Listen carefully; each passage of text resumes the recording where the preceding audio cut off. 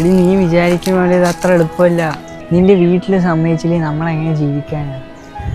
മാത്രമല്ല എൻ്റെ സൂപ്പർ മാർക്കറ്റിലെ സാലറി നിനക്ക് എത്രയെന്ന് അറിയാമല്ലോ. അതൊന്നും എനിക്കറിയണ്ട. ഇത് നമ്മൾ ഒരുമിച്ചെടുത്ത ഡിസിഷൻ അല്ലേ. പിന്നെ ജീവിക്കാനുള്ളത്. അങ്ങനെ മോൻ മാത്രം ജോലിക്ക് പോയി കുടുംബം നോക്കണമെന്നില്ല. ഞാനും ജോലിക്ക് പോവാം. അതിന് നീ പഠിക്കല്ലേ? 4 കൊല്ലത്തെ പഠിപ്പ് കഴിഞ്ഞ് ഇപ്പൊ എക്സാം ആവാറായി. അതുകൂടി അറിയില്ല അവന്. എനിക്കറിയാം, ഞാൻ വെറുതെ ടെസ്റ്റ് ചെയ്തല്ലേ. അതെ അതെ, എക്സാം കഴിഞ്ഞത് ഞാൻ ഏതെങ്കിലും ഹോസ്പിറ്റലിൽ പോയി ട്രെയിനിങ് നഴ്സാവും.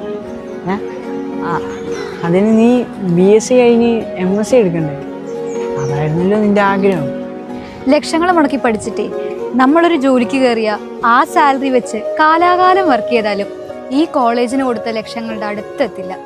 അതുകൊണ്ട് ഞാൻ MSc എടുത്തേ വർഷങ്ങളും ലക്ഷങ്ങളും കളയാതെ ഇപ്പൊ തന്നെ ജോലിക്ക് കയറിയ എനിക്ക് എക്സ്പീരിയൻസും കിട്ടും, സാലറി ഹൈക്കും കിട്ടും.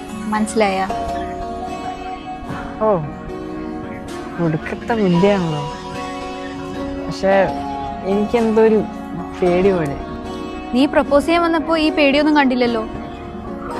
അത് ഞങ്ങളെ ഈ ആമ്പിള്ളേര് പേടി, കരച്ചില്, ഇങ്ങനത്തെ സംഭവങ്ങളൊന്നും അധികം കാണിക്കാറില്ല.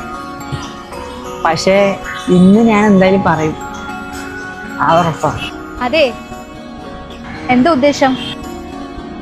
എന്തുദ്ദേശം? ചേച്ചിയുടെ കോസ്റ്റ്യൂം എടുക്കാൻ പോണ്ടേ? പോണം.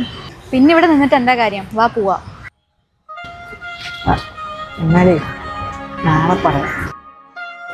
ഇന്ന് പറ്റുമെന്ന് തോന്നണ്ട. വരുന്നില്ലേ നീ? പിന്നെ നീ സൂപ്പർ മാർക്കറ്റ് ജോലി പറഞ്ഞിട്ട് കുറച്ചൊന്നും കാണണ്ട. എല്ലാ ജോലിക്കും അതിൻ്റെതായ വാല്യൂ ഉണ്ട്. നിന്റെ ഈ ഇന്റർവ്യൂ പോക്ക് ശരിയാവുന്നവരെ ഞാൻ നിന്നെ നോക്കിക്കോളാം.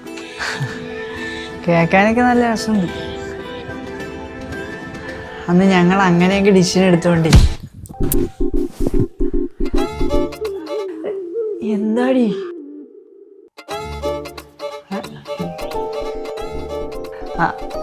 ഇത്രേ ഉള്ളൂ, ഇതിപ്പോ ശരിയായിട്ട്. അന്ന് ഞങ്ങൾ അങ്ങനെയൊക്കെ ഡിസിഷൻ എടുത്തോണ്ടേ ഇന്ന് ഇങ്ങനെയൊക്കെ ആയി അല്ലേ? അതെ അതെ.